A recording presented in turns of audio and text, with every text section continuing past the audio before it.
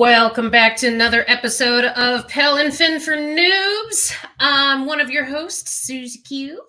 And I'm Sean. Good to see you again, Susie. Thank you, Sean. Looks like you had a pretty decent time at the fishing show was it last weekend before, something like that? That was last weekend, and today I actually spent time at the Harrisburg outdoor show, which was the biggest show in our area. So that was pretty fun too. Yep. Very nice, very nice. Yeah, I've got a couple shows coming up here. I'll be going to. I didn't do the Schaumburg fishing show on the outside of Chicago, but I'm going to do the Tinley Park fishing show coming up in about, I think it's like 2 weeks or something like that. So definitely ready to get out and do some shows here. So it's definitely a good time. Good time. So. Yeah, I met quite a few contacts for the podcast, so I'm looking forward to having some of those folks on. So. Very nice. That's always good. Heck yeah. All right. Well, ladies and gentlemen, hold on to your butts because we have an epic guest on our show today. We have the one, the only Kristine Fischer. Welcome to the new show. Thank you so much. I haven't been on this one yet, so I'm excited. Yeah. Well, Kristine, welcome, and thank you for being on the Noob Show with the PaddleNFin podcast. I'll let you do a little introduction about yourself for those of you who may not know you. Sure, Suze. I've been fishing my whole life. I was born and raised in a tiny little town in southeastern Nebraska, and by tiny, I mean like tiny. I had 20 people in my graduating class. I grew up without a television, and I was pretty fortunate to be brought into a family that was very outdoors oriented. We fished a lot of walleye tournaments as a family, did a lot of pike, muskie, perch, walleye, and then like the very casual bass fishing. So I didn't really get started into bass fishing until I was in my late teens. And I actually started just taking like recreational kayaks out and fishing some private ponds that of my clients, and started to really like that. And then kind of got my start in the local grassroots club, and I was working at an archery shop, and someone brought a flyer in and said kayak fishing tournament. And I was like, what? And I think that was like 6 or 7 years ago now. And I was like, these exist. So I fished my first one, met Marty Hughes and the crew in Nebraska. I didn't know anybody at the time, and started qualifying for some bigger tournaments. That I fished the KBF Open on Kentucky Lake, where I saw Miss Susie in the top like 15 or something crazy. It was like ridiculous out of all these hundreds of people cutting a check. And I was yeah, holy cow, that's awesome. That was my first impression of Susie. So kudos to Suze. That was major inspiring for somebody like me that had no idea. And the rest, I guess, I've been now for 4 years. So it's been super fortunate to do that. Big blessing. That's a lot of hard work, but I've loved it. Now a little bit of the bass boat tournaments, fish a couple opens, but predominantly fish the competitive kayak trails. I fish about 20 to 25 a year. Gets pretty crazy, but yeah, I love it. I keep coming back. So right. That's definitely a lot of time on the road too. Yes. Yep, I'm kind of like the kayak gypsy, the big time nomad. Hopefully planting some roots soon though, so we'll see. Ooh, very nice, very nice. That'll be exciting. Yeah. Well, awesome. So yeah, I definitely wanted to kind of pick your brain a little bit, and also kind of dive into the woman side of everything when it comes to kayak fishing. In a predominantly male dominated sport. I mean, it's no easy thing for just, anybody to kind of jump head into the deep end right away. But then for a lady to come in here, with, probably groups and clubs that are almost all male, and being lucky to even find another lady in a club, it can be really intimidating. Mm-hmm. So yeah, I don't know if you have any insight that you'd like to kind of share about those experiences. Yeah. So I feel like this might, a lot of people may not know this, but my whole life, I've kind of been your textbook tomboy. And for all of my career, like all of my jobs, like I worked at the archery shop, you know, I bartended. I was always surrounded by all men. And so I kind of got this callus built up by working and selling and hunting, selling and fishing. I was the only female in the entire hard goods, like with that retailer nationwide. It was just me. So Wow. I would people like, you know, oh, can we talk to a sales associate in hunting? I was like, that's me. Or can we talk to somebody else? Like, hand me your bow. Can you give this to the archery, like the bow tech? And I was like, oh, that I'm doing that today. And I just got it all over and over. And I also I guided kayak fishing for a little while and guided some turkey hunts. So I was already kind of calloused by that point, and it didn't. I don't know. So the intimidation factor, I think that's where I was a little bit fortunate that I wasn't at all scared. I almost had this attitude about me, which I've definitely toned down now after some years of growing, of like, I'm just going to prove you wrong. You know, like, I don't care. You think I don't belong here? I'm going to make my own space. You don't have to make space for me. That was kind of my attitude dealing with basically my entire life. Every field I've ever been in was all men. And I've loved it. I've truly loved it. I've always, you know, my coworkers and I got along so well. I was always kind of one of the guys. So when it came to the fishing scene, I was very comfortable because I was around all the guys, you know. Our women's events, that was incredibly uncomfortable for me. Right. Like, I had major trepidation there because I had never really fit in with large groups of women ever in my life. You know, I was always kind of like the outcast, but I just didn't really ever fit in at all. So that was oh my gosh, that was such a blessing, just being around those women. I was like, oh, this is actually really, really cool, you know? So yeah, I think that's definitely a major concern. I've talked to a lot of other women that don't like being the only female, and I totally get that. That is, I think, one of the big deals, and that's why I love seeing now that a lot of women are getting into it, and some clubs have 2, some have 3 now. So it's like your people are out there, you know? Right. Gosh, I had just had a thought and then now I lost it. It always happens, like when I'm, you know, following along and everything. It's like, oh yeah, I gotta ask about this, gotta ask about that. But you know, I can definitely relate in a sense too. You know, in a sense of, you know, when I first started, there weren't any ladies on any of the places that I fished with. So, you know, like Great Lakes and KBF and whatnot. You know, but it was really awesome at how welcoming everybody was. That is like the most awesome thing about kayak fishing. So like if anybody is looking to get into it, everybody's going to like welcome you with wide open arms. I mean, no question about it. Well, with the girls, they're almost more welcoming. Like I remember you go to like a tournament, like a local tournament with like 30 or 40 people competing, and the old guys in the bass boat would come up during practice and like, hey, come here, I'm gonna tell you what's going on. And they would never I don't want to know anything. Don't tell me. But it's like guys like want to help you. They just they feel like they feel like you may not know what you're doing. And so they just want to pour all this energy and this education into you, which is awesome. You know, can get kind of irritating at times, but at the same time, guys are more welcoming to women. Yeah.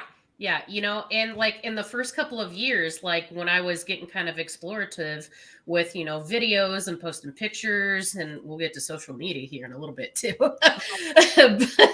but we have enough time to dig down that wormhole. I know, right? There's so many things I want to talk about. But you know, like within like the first 2 years, I had posted like a quick little video I made of me fishing a frog and some lily pads, and a guy had reached out. I was like, hey, I kind of noticed how you were holding your reel. I'd like to give you some suggestions on how to better hold it and whatnot. Cause like, I think I was like holding like almost not quite the butt end of it, but I was like, I didn't even have my thumb on the spool or nothing. And I was just learning to still learn how to use bait casters, because when I first got into this, I was all spinning reels. I had never touched a bait caster, you know. So, but it was definitely, you know, welcome and awesome that, you know, people were reaching out to try to help. So I think that also goes to, in a kind of non-condescending way, like genuine way. yes, exactly. But like sometimes, and I don't know if this is just me, but I'm sure I'm not alone in this either. But sometimes though, when I am around a group of men, sometimes I almost feel like there is still sort of like that feminine expectation kind of set on women a little bit in a sense. It's like, oh, okay, are you two afraid to catch the fish or touch the fish, or like girly type things, in a sense. And then also like again, kind of like with social media and everything, and with today's society, I feel like that if you don't fit the society standards of quote unquote a woman, you're not exactly going to be recognized or make it as high or make it as far. Yep. In a sense. Yep. I totally get what you're saying. I kind of experienced both ends of that. And I'll try to explain what I mean there. So when I first got into it and started fishing, I was getting some opportunities, and a lot of women, there were several women out there that were very frustrated and angry at me, saying, of course she got it. She's your tall, skinny, blonde. Like she doesn't think pigeonholing me in with these women that were just, fit what they were looking for, but had no talent. And it wasn't until, I started fishing tournaments that those women one by one reached out and apologized to me. And I forgave them because I was like, look, I get it. I understand there's validity in what you're saying, because for so long, so as you know it, like one of the reasons that motivated me 6-7 years ago is you opened up a freaking hook fishing or any type of fishing advertisement. It was this like bombshell of a gorgeous, full makeup, full hair, like tiny little clothes, holding a reel upside down, or, not like completely just incompetent. So I don't at all for that, I was going to ask, do you feel like there was like the advertisers were almost looking for someone that could be genuine, not just the, I don't want to say like, I know what you're saying. The pinup girl. I don't know. I don't want to call it that. Bikini babe. Yeah. They back then, now it's changed. The last 5 years, I've seen a huge shift in what companies are looking for. But when we first got into this 6-7 years ago, no, they were looking for whoever aesthetically fit their advertising. And that was very evident.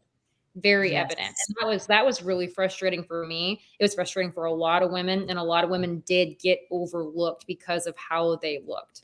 And that so I didn't blame any of the women for automatically, being upset with me. And I wasn't even trying to look pretty out there. I just was, I had the long blonde hair and the braid and all that stuff. So it just looked like another one of those, skinny, like pretty girls or whatever. And I didn't, that's why I wasn't even remotely upset at those women for thinking that, because they were right in thinking that, because it happens so often. But now companies truly, and I will stand behind this, there's been a big shift in what companies, and it's thanks to women like Susie, like myself, like Trait, like these women that are forces out there on the water, and they are pushing for this. And companies are now valuing women that can give seminars, can walk the walk, talk the talk, all of it. And I really believe that. Don't you think, Suze, it's shifted? I feel like it has definitely shifted in at least a better direction. It's, again, this is just, like a me thing in a sense too. Sometimes it's harder for me to see just because of my shape and size. In a sense, I'm not skinny by any means or anything like that. But, at the same time, I'm just like, I don't have anything to hide. Like, I'm just out here trying to be like anybody else. Like, why should I be everybody else? You're a freaking hammer out there. I try.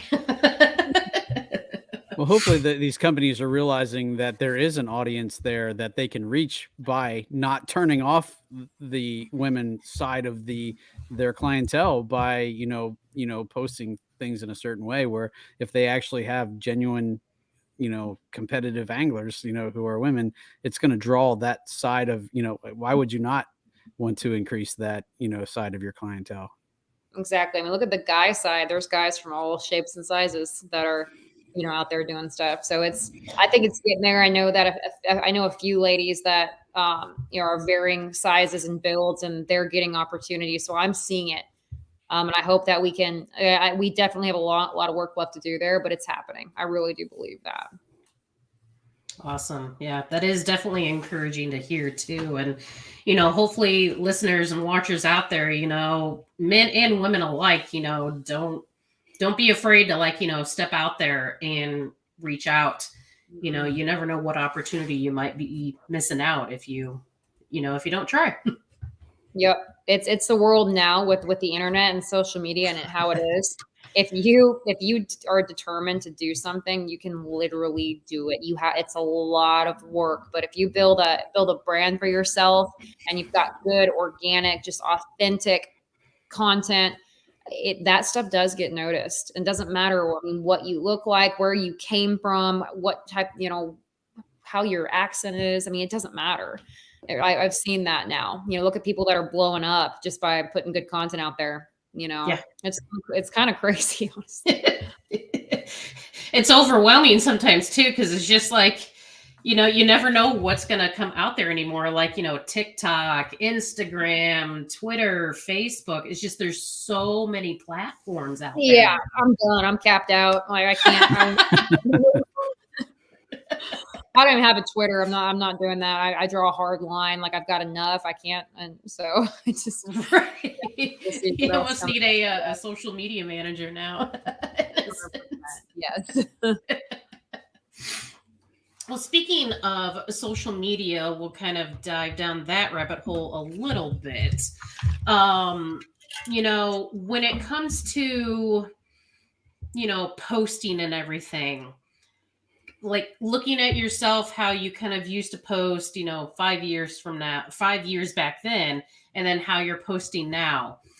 How have you changed like your format, or like has social media had any like big effect on like you and your career or yourself personally? I mean, social media can be a hell of a thing. Yeah, it's crazy. So I can say this one statement. It'll pretty much sum up everything. Social media, I make my entire living because of social media. And social media is the one thing that has almost led me to quit all of it about 150 times. So it's like, it's really is a double-edged sword. Like I make my entire living because of that platform, because of social media, most of my income anyway.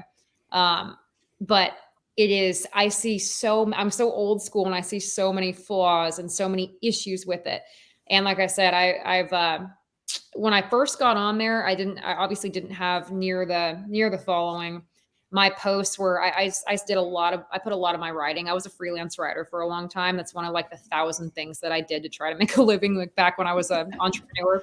So I put a lot of my writing there, and I was pretty fiery.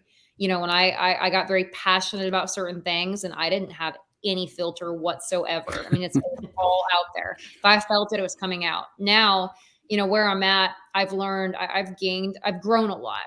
Some of my perceptions have changed a little bit. I've been molded after just experiencing and listening and kind of softening my very firm stance on things to kind of see all sides of it.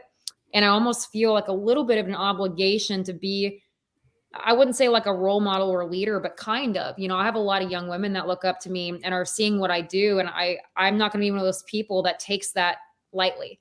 I want to make sure, and it's helped me try to be a better person like every single day. And what I post, how I post, I'm definitely, I wouldn't say I have a filter on, but I kind of do. And how I think and what I do and say now is just different than what it was. I've definitely grown a ton as my social media has grown. And I've been in this industry now for 6 or 7 years. I don't feel the need to post as often. I definitely have boundaries. Back then I would try to respond to every single comment, go into my DMs. I don't go into my DMs anymore. I can't, I don't have time. I really don't. I try to every once in a while I'll go, but man, there's some I'm like, why did I go in here? Try to get back to some comments, but yeah, I think people understand that we've got lives too, and being present in the moment is something that I speak very highly on. And so I can't, in order to live what I say or do what by what I say, I mean, I can't sit there and respond to 1,000 comments every day. I try really hard to get to them, and I appreciate them, but it's like I've learned a lot of boundaries in the last few years. You know, not everybody, you know, you have to be careful sometimes too. Yes, very much so. You know, I can kind of attest a little bit to social media. I explored TikTok for a little while, and I posted a video I took with my cell phone catching a muskie out at my favorite place at Banner Marsh. And of course, I'm cursing like a sailor and everything and going like, oh my God, oh my God, oh my God. And I had like, I don't know, 300,000 views like overnight. It like went viral, whatever you would call it, you know? Yep. You know? And so I was just like, this is the last thing I expected to like go viral over, you know? I was just having fun. I was like, oh, what the heck could it hurt? You know? Boom, it blew up. But then like, it definitely gave me an insight to like the dark side of social media, because like, people can just be so crude and mean and vulgar and just despicable. It's a lot of keyboard warriors out there. Oh yeah. It's like they had a bad day, and so they're gonna ruin your day by however fast they can type. You know, there's definitely a lot of that. And when a video of mine goes viral, I get tagged in one that another outlet has shared. I almost cringe because like the comments are so crude and they're not warranted. You know, like it's like, how dare these guys make these super crude sexual comments on my stuff? You know, but that's the World Wide Web. Yeah. Like I'm not out here asking for it, you know, like I'm fully clothed. I mean, it's crazy what people will say. Oh yeah. Oh yeah. And I mean, like the comments and everything that were on mine, like it, you know, wasn't like at all surprising, but just like the intensity of the amount of comments that were like that, I was like, Jesus, do these people have nothing better to do now? You know, but I mean, like, that's it. They don't. Yeah, you know, and that's the other thing, like with social media is just, you know, not only has it kind of consumed a lot of people's lives, but like it can also somewhat, you know, not necessarily give a false impression, but like, you know, when you're posting on social media, of course you're going to post like your best videos. You're always catching fish, you know, and stuff like that. And people are just like, man, she must be so good because she's catching all these huge fish and everything. When, you know, people don't always realize, hey, like the hours or days it took just to even get those shots. Yeah. And I think we need to do, I've been trying, I don't know if anyone can tell, but the last couple of years, because especially with my, like being a full-time fisherman and living on the road, people romanticize that. And I was like, I really want to, I actually spoke at a Christian school a couple of months ago. And the first thing I told those kids was every reason why you don't want to be a professional angler and the reality of it and what it actually looks like and how most of, you know, because I think it's so important and living on the road full time, like I'm tired, like I'm exhausted. There's so many things that like just being able to have a home and go and make a meal, like a nice fresh meal. Like people don't understand that have homes and have like the resources to do that. Like just having somewhere to go like that, just having that security. Like I try really hard through my posts. It's like, there's a fine line. You don't want to come off and be like, pity me or sound like you're negative or not grateful for the life that you have, because I love my life. I chose it. I structured my life so I could live this, but I have to have people understand not everybody's built for it.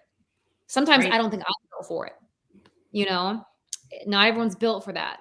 And there's going to be a time where I mean, that's not going to be my life anymore. So I try really hard to to kind of put that out there. And with the fishing too, my tournaments, if I blow up a reel, I just put that, like I caught a freaking 6.5 pounder, and the next cast I caught my rod, threw it in the water, and blew up my reel. I'm like, I post that stuff because that's real. Like sometimes I know I'm a good angler, but there's times where it's like, that chick's a hot mess, and I need people to understand that I'm not that cool all the time. So right. And it's important. That's real. Real is good, it's relatable, and it's healthy. So totally agree. Absolutely. I think that's true just in fishing videos in general. Like this, if you take this channel, it's focused towards new anglers. If they go strictly off of what they see on social media or like even YouTube, like Tactical Bass, and they're like, oh my gosh, you should be, I'm not catching a fish every 5 minutes. What am I doing wrong? And for all the new viewers here, just go watch my last YouTube, my day 2 Kissimmee chain, where I literally caught 2 total fish and I lost 11 in a row flipping. I posted that. I mean, it was painful to edit that footage, but I made that one of my videos because that's literally how it went for me. And it was like it was my first time flipping. I lost every single fish, and I was like, what is going on? I changed the hook out. I mean, crazy. So yeah, don't ever feel like there's a expectation out there for you to exceed. Like, you're out there just trying to do better by your standards every day, and just try to do a little bit better and learn a little something. And most importantly, just enjoy it, have fun. Yeah. Don't forget why you're out there in the first place. Right. That. Exactly. Yeah. So kind of going back a little bit to, women in the industry being looked over, or maybe even people maybe seeing you as, not necessarily like a threat in a sense, but like, some people might also be jealous because she's a woman, of course she's going to get things and whatnot. I necessarily haven't dealt with that in a sense, but I think you had mentioned it, a couple of years ago, maybe even at the Women's at iFit event. I think you might have mentioned it one time, and it got me to thinking too. And I was just like, that's a really interesting way of putting it, because again, in today's age and everything, everybody who is being looked over or is trying for something and they see that somebody else got it, especially a woman, of course they're going to want to put, the blame and point the fingers and try to make it a, sexist thing or whatever it may be. Absolutely. That was really hard for me for my first few years in this deal. Very hard for me, because I had several people that I thought were friends that supported me when I was kind of like the underdog. And then as soon as I started getting these breaks, these big opportunities, these sponsorships, these photo shoots, those people turned from like supporting me and wanting to see me succeed to like, why is all this happening for you? Like, why do you get that and I don't? And some of these people saw the amount of work that I put into it. There's very few people out there that see how much behind the scenes stuff I do. Like, I fished a tournament on Kissimmee. I was up till 1 a.m. editing the 2 YouTube videos that I then posted myself that next day, and then went out and shot 3 sponsor videos, and I have 15 of them. So it's like, I literally have hustled so hard. And for a while, like, it hurt me. Like, it really hurt my feelings. I was like, I remember one TOC, like 3 or maybe the first TOC it was, or second TOC, I got 3rd in this TOC.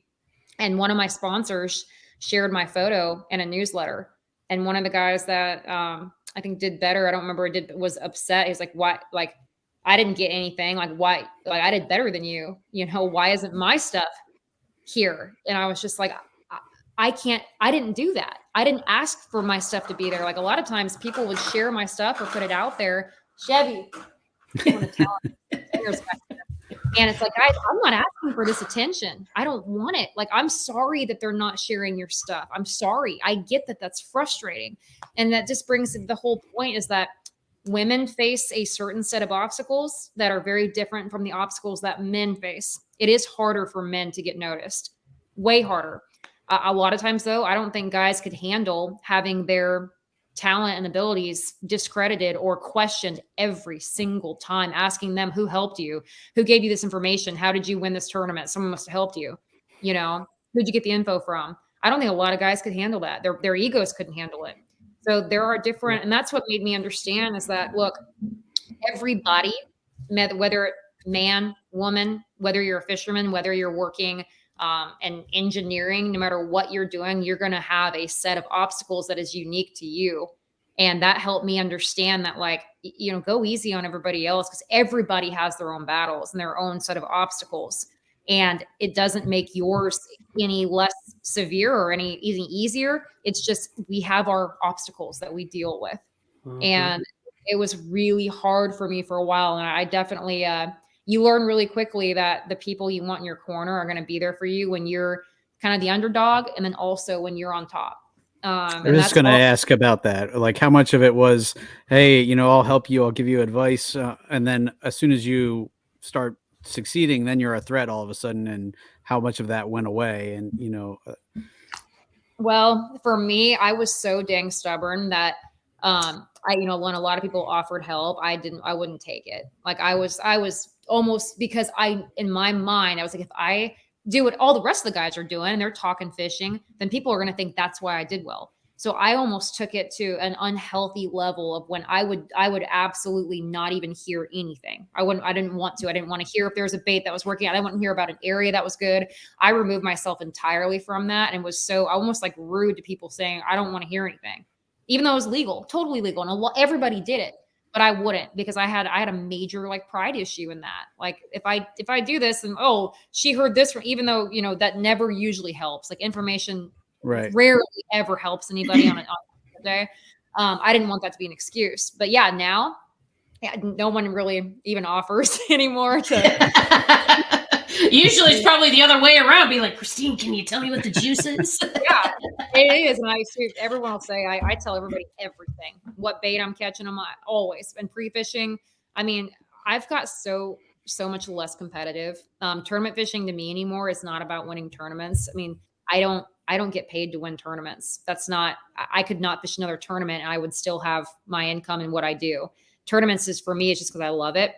And I don't have to do well anymore. I've kind of put my time in there, which is awesome. And now I really want to help people learn how to be better on the water and enjoy tournament fishing. And I want to see women getting into it, because it's such a great thing for women to have them on the competitive side.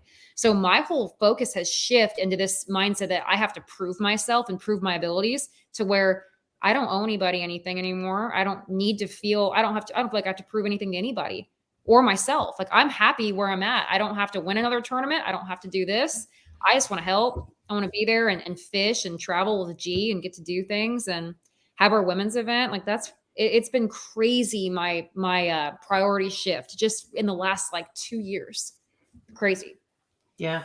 Well, that's awesome. But I mean, heck, those are definitely some awesome goals to have, though. I mean, like, you know, you can still be competitive in a sense, but, you know, you're also being competitive in a helpful way too, you know, not only by helping others, teaching others, you know, and whatnot. So I was going to ask you, like, if you could almost like give us like the life of Kristine Fischer as a week, you know, because I mean, I can't even imagine like just the hours spent on like photo editing, like scheduling things, figuring out your next trip, lodging, food, you know, all of the above, you know. And I mean, you're doing this alone most of the time too. So it's just like, how the heck do you coordinate everything sometimes? I lose my keys 5 or 6 times a day. Yeah, that's real. So just roughly, like, I'll give you a week and a half ago. So I'm down in Florida by myself. It is Monday. I just packed up an Airbnb I had Sunday because I forgot to book it Monday. Booked another Airbnb. Shot 2 sponsor videos that morning. Got on the water for a few hours that's like my downtime, is getting on the water and fishing. I was on the water till a little after 7 o'clock, found one restaurant that was open, got some to-go food, got up the next morning, got on the water, shot a video, jumped on a plane to Venice for a sponsor event with Yeti. Was there doing a media event for 3 days. That looked awesome, by the way. It was incredible. Absolutely incredible. Got back super late, Friday night, wrote 2 articles on the plane. So I still do some, So I wrote 2 articles on the plane, got back Friday night or Thursday night, Friday morning, had 1 day of practice for the Kissimmee Chain tournament, got off, did all my rigging, wrapped up. I had something else I edited. Oh, another short video for Outdoor America, fished the tournament. Saturday night was exhausted. I mean, eating gas station food, eating whatever the guys bring home for me. I was with Stewie, Russ, and Garrett Wade. And Stewie, we usually pick us up some food on the way back. And Sunday had the tournament, edited both YouTube videos that night. Monday, loaded up, drove to my next destination, fished all day, put that YouTube video up the next day. I mean, this is literally just how it goes. I mean, there's never like a period where I just get to like I don't just get paid to just go out and fish. You know, I have a lot of stuff I've got to do, you know, and I love all of it, but it is straight up chaos. Like chaos. I tell myself every year, like, okay, I truly believe that what you put in your body makes you sleep better, makes you think more. So I'm going to eat healthy. Boom. First day on the road, freaking 2-day-old donuts, crappy coffee, like a can of ravioli that I can just eat with my fingers out on the kayak. Like first day. That's reality for me. It's awful. Wow. Yeah. I can't even imagine. Like my first, it's probably my 3rd year, I think, I got into kayak fishing. Like I went all over the place. And like, that wasn't even like all the time, but there was a good, like solid 6 weeks in a row where I was gone. Like I would leave Thursday after work and come home Sunday night. And I did that for like, 6 weeks in a row. And after that, I come home and I'm like, holy crap, I'm exhausted. Yeah, you want to sleep for a week. Solid. Yeah.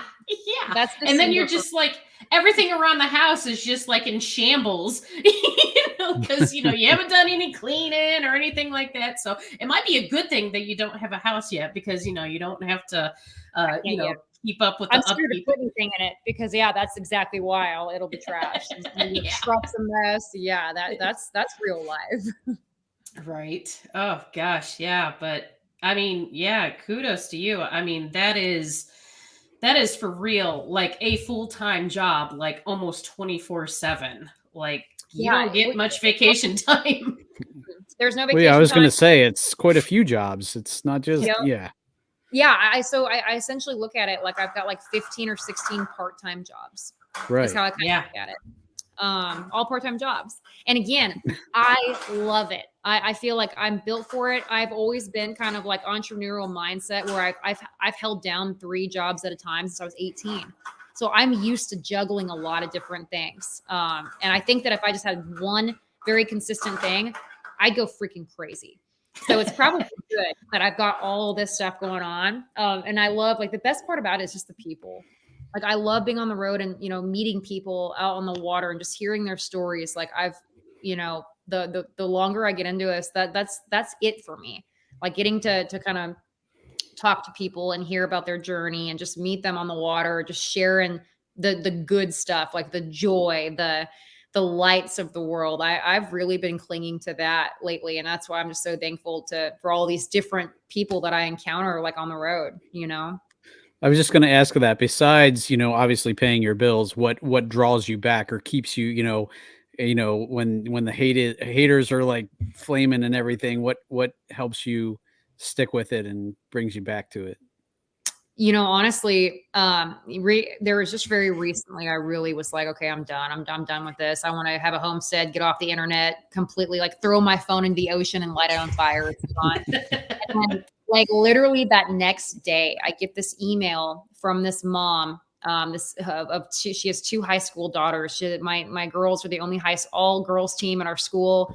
And one of them is now going to college. And she basically, every time her and her sister do well, the boys accuse their dad of catching their fish for them. And every time she said, it's so hard for her. And she's like, I want to quit, Mom. But then I watch my videos. And she's like, I can't, because I know if she's doing it, I know I can too. And I'm like, oh, dang it, I gotta stay. Crap, I guess I'll go edit another video. Yeah. Listen, I honestly, I get those messages like that and comments like that all the time. And it's just like it just makes my heart full, because it's like, okay, that's why I'm doing this. Like, that's really the main reason why I'm doing this, is because there's so many women that need to see somebody surviving it and making it and fighting these battles, and knowing that if I can survive all this and I can do it, that every other gal out there can do it too. Definitely. You know, and that's pretty powerful. But it's literally like every time I'm like, okay, I tell G, okay, this is it. Like, I'm done with all of it. We're pulling the plug on social media. Then I get a comment like that or a message. And so I feel like for right now, whether I like it or not, this is where I'm supposed to be. It's where I'm meant to be. And I believe in that. I believe that there's a purpose there. And for whatever reason, I'm meant to be in this space right now for at least a little bit longer. And I'm just going to trust in that until, I'm like, I'm going to quit again. And then I don't get a message. I'm like, okay, now it's time. Now I can go. Right. I didn't get that sign this time. Yeah, I'll always fish forever. But yeah, the social media is a short-term thing for me. Yeah. Very nice. Very nice. Now, I know before we started recording here, I know you said you had definitely some interesting insight about like some recent experiences that you wanted to share with me. I'm curious to hear those. Yes, thanks for reminding me. I did this really cool interview with Christopher Decker, who's an editor at Bassmaster. And he was pulling myself, Brianna Tucker, who fishes the Bass Opens, and then my friend Christy Bradley, who also fishes the Bass Opens. Why aren't we seeing more women compete? And like, so say we've got high school programs now and college programs, and a lot of women do that, but then right after college, they're done. They don't compete. They don't continue. There's literally one gal fishing the Opens this year and on the boat side. There's a handful of us that do it on the kayak side, but not many. So like, and it was really a fascinating conversation. And because I didn't have the answers, because I didn't know. I was like, why? And I actually talked to some of the women at the Yeti event about that. And I was like, why is it? Are we just wired differently? Do our priorities shift as we, get to a certain point? Why don't we have that competitive drive? Why don't we see competitive as a option for us? Why don't more women do it? So I didn't just have insight. I mostly had a question, because I was still thinking about that and trying to figure out, what is that? Like, why? Is it because it hasn't really been done before? So they don't see themselves in that, and they don't think it really is a viable option? Is it the not having I know when my brother and I were younger, I would always back the trailer in, but my brother would be the one that would drive the boat. Like, dad would have him kind of do that and not me. So is it just the lack of experience with the boats that most women don't probably get? Like, is it a cultural thing? Is it a upbringing thing? Is it a mind thing? Is it a intimidation thing? I always know I'm a little bit weird. I'm definitely different, so, but I like for like everybody else, what is it? Is it they want to have family? And, the women at the Yeti event were like, our guys do this stuff. So they're like amazing on their own. They're guides. They do all this, but like, we can't just go off and do that, because we have this to take care of. We've got a home. I was curious about that. I was wondering about that, because I know my wife says the same thing about she's like, oh, well, you go and do the things you do, but somebody has to stay home and take care of the things here. So, and she does, I'm blessed that she, does let me do as much as I do, but I oftentimes feel like it's definitely not as equal as it should be. Yeah, but I just wonder, like, so I think with women sometimes, and the weird thing is like the older I get, the more like instincts I have to want to just stay home and like have a garden. Can you ever believe me saying I want to have a garden? Like, I'm having these desires to have a garden. I can't be on the road if I have that. So it's like, maybe I'm finally getting into that, where like, I want to start cooking. It's like, where's this coming from? But I think, maybe women just value things differently. I was always that adventure, like that kind of wired like a dude, probably because I spent my whole life around guys. I don't know, but it was really fascinating to kind of dive into that and learn, like, why do most women not pursue that competitively as a career? I'm curious about that too, and trying to think right now, at least for me, like, okay, like I love fishing, love kayak fishing. I know I still have a whole ton to learn. Like it would be awesome. It would be awesome to get into, you know, the boat world of things, but I would know where to start, and the money for something like that. Yeah, and women are smarter with money. Like, we don't want to just dump $100 grand on a buy. I think women are more financially like smart. I will wholeheartedly agree with that. If it weren't for the women, like, everything would fall apart.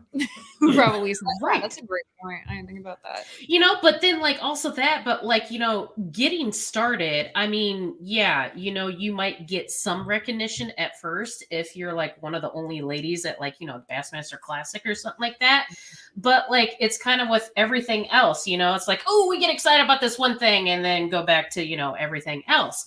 But like, you know, for a woman who's just getting started out there, you know, how is she going to go about getting all these sponsors? You know, let's take somebody who's just fresh, brand new, you know, maybe didn't even get a chance to do any of the college fishing stuff. Like, I am so jealous and mad that I missed out on all of that.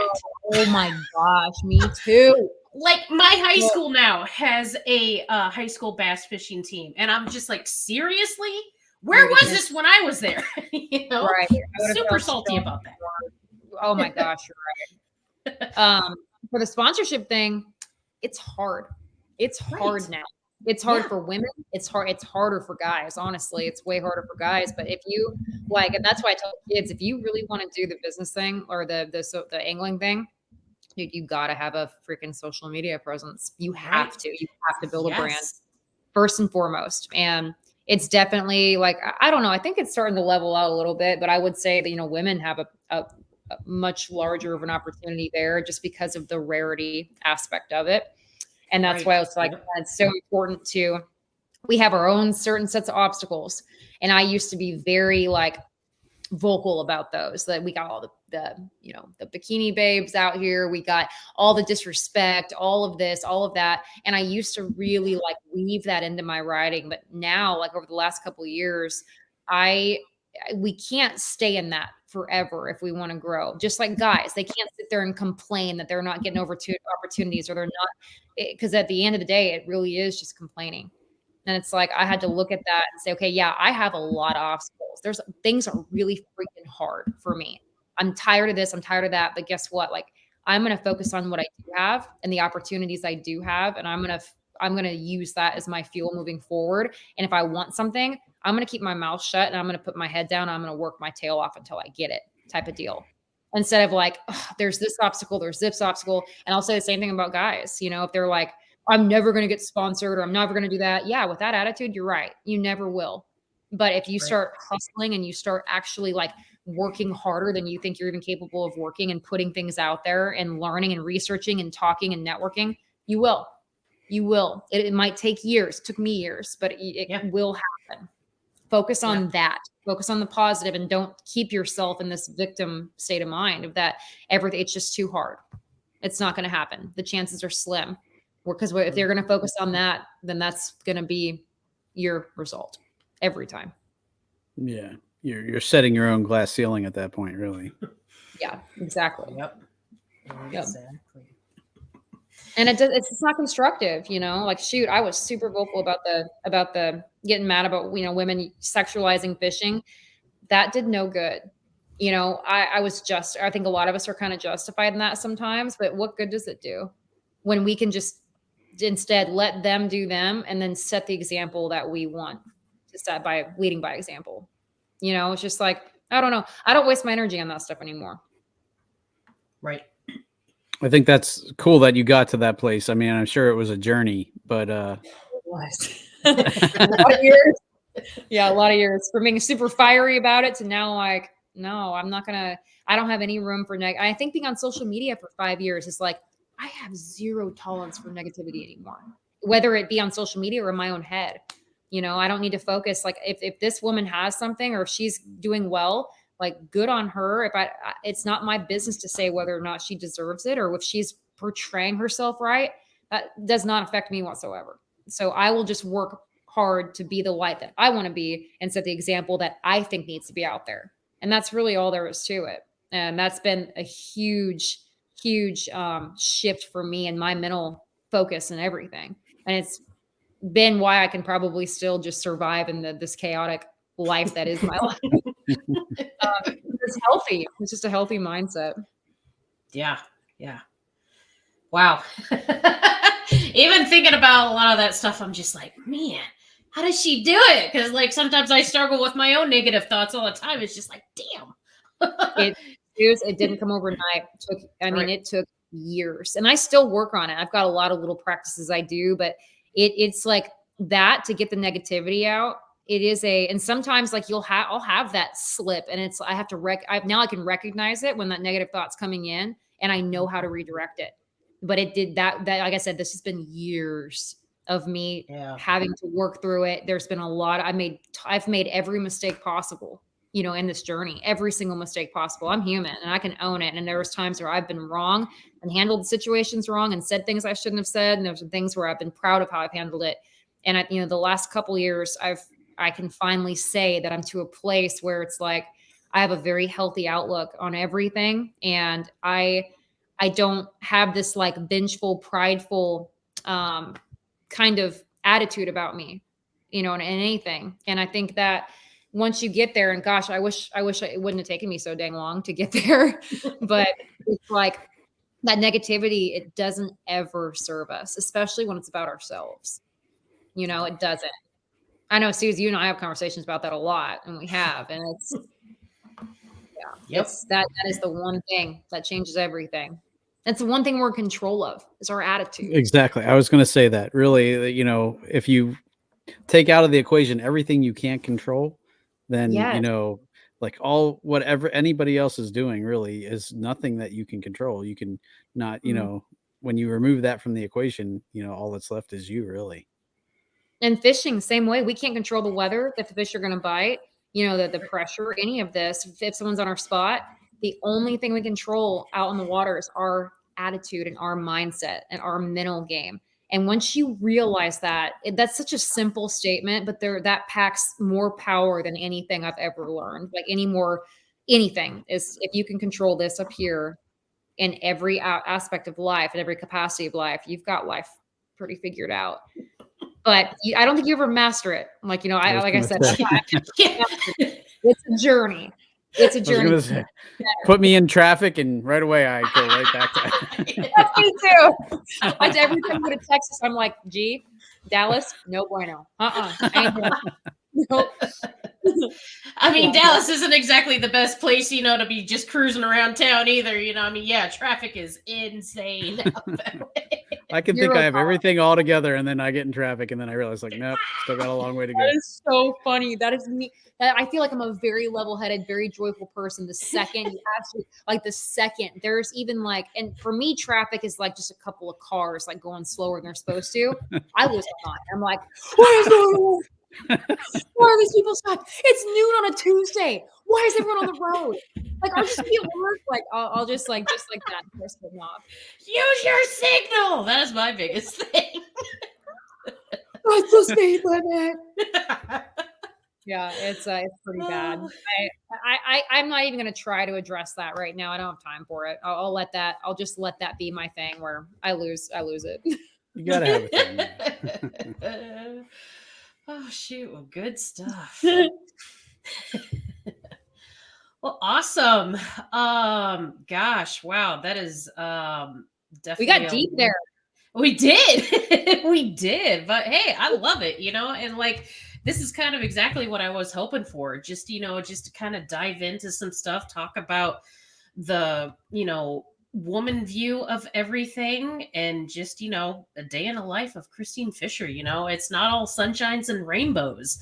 It's hard a lot. work. Right?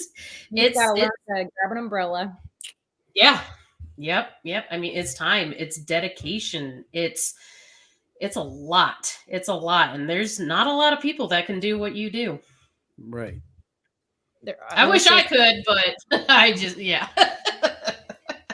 We'll live vicariously through you for right now. That's right. Well, hey, as you guys are sitting there in your beautiful homes in the she shed that I'm envious of, I will live vicariously through y'all too. have a nice meal and just have a place, have a garage to have all your things. Like, y'all, that's a piece that only comes with having that. And I haven't had it for a long time. So it's always like that grass is greener. So exactly. I love your I love seeing my friends that have the homes and the families. That's another thing. I don't have a family or pets. I don't get to have pets. So there's pros and cons. Like my life is beautiful in its own way, and I love it. I'm so thankful for it. But there's I can't wait to have a dang garden one day. It's the little things in life, really. It really is, yes. And in any walk of life, like wherever our journey is, like it really is those little things. Right. If you can find enough joy to get you through the day, then you're doing something right? Yeah, you really are. That's what it's about. And dude, this is on the subject, but it's random. So speaking of that, what you just said, I'll never forget this. And I'll never forget this. This is a big deal. So I was back in Nebraska. I just gotten off the water. I was guiding a kayak trip for Marty. And I go to this gas station. It's like 7:30 at night. And I trudge up to the line, and there's this cashier that's just probably 35 years old, glasses, crazy hair. And he's like, how's it going today, man? And just greeting everybody, doing all this. And I'm just like, oh, what's going on here? And he's like, I had these old sausage biscuits from the morning. And he's like, don't you just take those. And I was like, really? And he's like, yeah. And I was like, I got to ask you something, what's going on? You're so happy. And he was like, you know what my dad always tells me? And I said, what's that? I think his name was Ed. He's like, Ed, whatever you do in life, do the very best you can at it and be happy doing it. And he was like, so I figured I'm a cashier at a gas station. So I'm going to be the best dang cashier at a gas station that I ever could be. And I'm going to love every second. And I was That's awesome. Holy cow. I had an epiphany at the gas station off the interstate, in Nebraska, in the middle of nowhere. That's awesome. That is awesome. It was infectious. Do you think he loves being a cashier? Yeah, he did. He found a way to being this is what I'm going to do. My job is a cashier, and I'm going to be the very best I can be at it. And I'm going to spread joy wherever I'm going. And I was like, holy freaking cow. That's amazing. I'll never forget that. That's awesome. That is. I'll never forget that. I carry that with me. And it's always those positive, bright, gleeful moments that you always remember the most, It changes your day. That changed my whole day.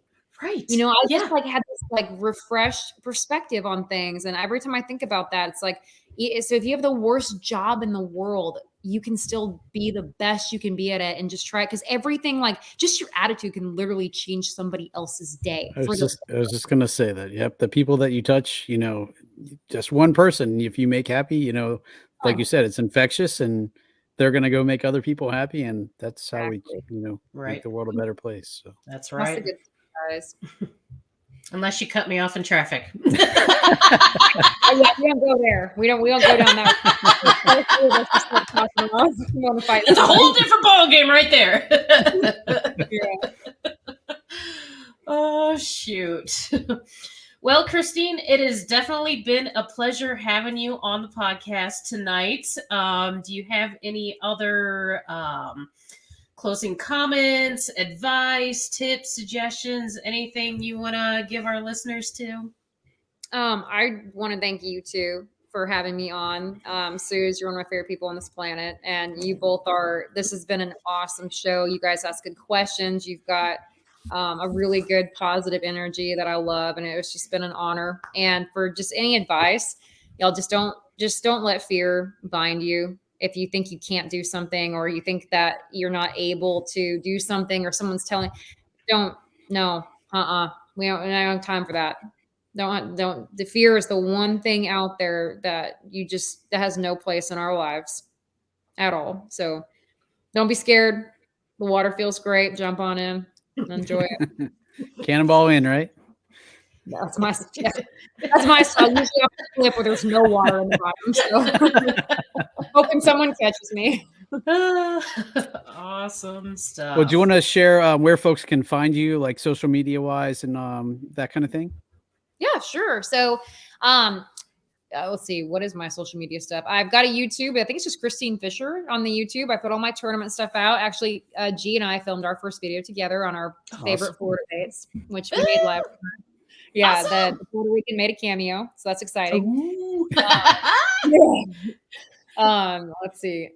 Instagram is Midwest Fisher Gal, and Facebook is just Kristine Fischer. I do TikTok. I don't like to admit that, but I only ain't no shame. I just post fishing stuff, and I don't think I've posted in like a month or two. I think that's just Kristine Fischer as well.